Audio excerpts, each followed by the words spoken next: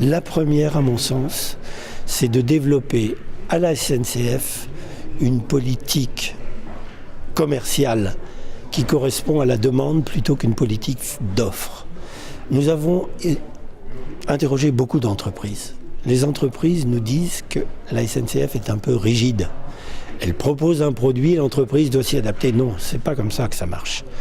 Il faut que la SNCF ait un contact commercial de proximité dans les régions avec les entreprises, qu'elles essaient de coordonner les mouvements de fret qui peuvent en découler et qu'elles répondent beaucoup plus à la demande qu'à l'offre.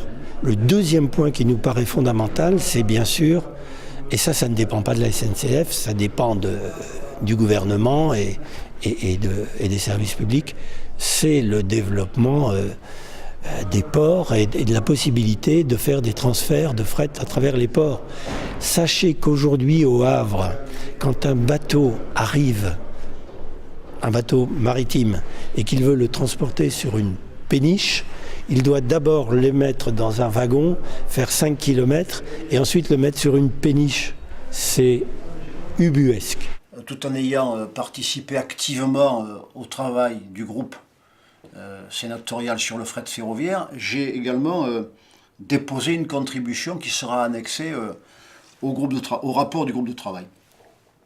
Première proposition, des règles du jeu qui ne pénalisent pas le mode de transport ferroviaire par rapport au mode routier, ce qui revient à internaliser tous les coûts externes pour tous les modes de transport, et notamment, bien entendu, l'instauration de l'Eurovignette prévue par la législation européenne et également de la taxe carbone. Deuxième mesure qu'il faut mettre en place, c'est la création de conditions équitables de concurrence entre les opérateurs ferroviaires. On sait aujourd'hui qu'en raison de coûts d'organisation plus élevés, la SNCF est donc plus chère que ses concurrents. Et donc qu'on ne peut pas raisonnablement envisager d'égaliser par le bas les conditions sociales des personnels, il faut égaliser ces conditions par le haut, ce qui suppose probablement qu'on puisse aller à terme vers un dispositif qui mettrait tous les personnels de tous les opérateurs, je dirais, au même niveau, avec les mêmes couvertures sociales, avec les mêmes avantages, mais aussi les mêmes devoirs, bien entendu. Je pense qu'il faut aller sur l'idée que le fret ferroviaire est un statut de service d'intérêt général.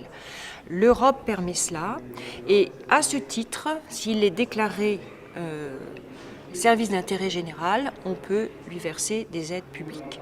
Je suis pour le maintien de l'activité fret ferroviaire de proximité, ce qu'on appelle le wagon isolé.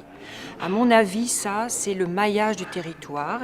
Il y a des lignes en France, des lignes qui sont malheureusement dégradées.